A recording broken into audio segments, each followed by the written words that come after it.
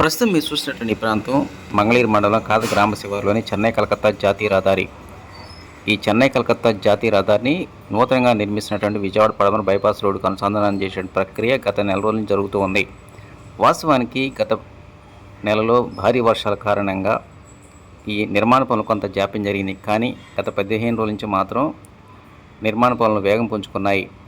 ఈ రోడ్డు నిర్మాణం, ఈ 2 రోడ్ల అనుసంధానం పూర్తయినట్లయితే అటు చెన్నై నుంచి అదేవిధంగా ఒంగోలు ప్రాంతాల నుంచి వచ్చేటువంటి వాహనదారులకు మాత్రం విజయవాడ నగరం టచ్ చేయకుండానే డైరెక్ట్గా గొల్లపూడి మార్గం ద్వారా హైదరాబాద్కి అతి తక్కువ సమయంలో వెళ్ళే అవకాశాలు ఎక్కువగా ఉన్నాయి.